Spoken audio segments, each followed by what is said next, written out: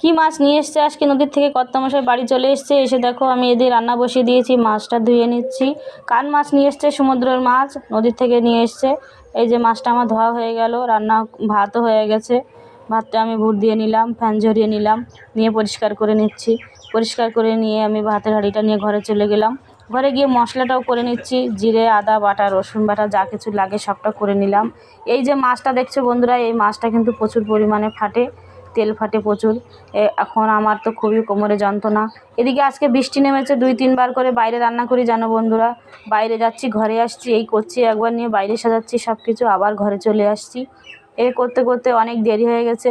এখন ঘরে এসে রান্নাটা বসিয়ে দিচ্ছি। রিয়াঙ্কা বলছে আর বাইরে যেতে হবে না, কারণ প্রচুর এত দেরি হয়ে গেছে, দুপুর হয়ে গেছে, খাওয়া দাওয়ার অনেক সময় চলে যাচ্ছে, ঘরেই রান্নাটা বসিয়ে দাও। যার কারণে দেখো বন্ধুরা আমি ঘরেই মশলা করছি, করে আমি রান্নাটা বসিয়ে দেবো। আমার মশলা করা হয়ে গেছে, আলুটা কেটে নিলাম। ঘরে দেখো মাছ ভাজা করে দিচ্ছি, রিয়াঙ্কা ভাত খাবে মাছ ভাজা দিয়ে। সকালবেলায় ভাত খাবে, খিদে পেয়ে গেছে, যার কারণে আমি কিছু মাছ ভাজা করে দিলাম। এদিকে একে একে মশলাটা আমি সব মাখিয়ে নিলাম মাছে, কারণ কাঁচা মাছ রান্না করব কষিয়ে। মাছটা অসম্ভব, আমি আগেই বলেছি তেল ফাটে।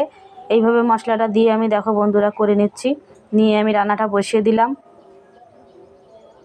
মাংস যেমনভাবে কষাই তেমনভাবেই কষিয়ে আমি জল দিয়ে দিয়েছি, এটা গরম জল দিয়ে দিলাম। গরম জল দিয়ে ফুটিয়ে, ভালো করে ফুটিয়ে, গরম মশলা দিয়ে নামিয়ে নিলেই রেডি হয়ে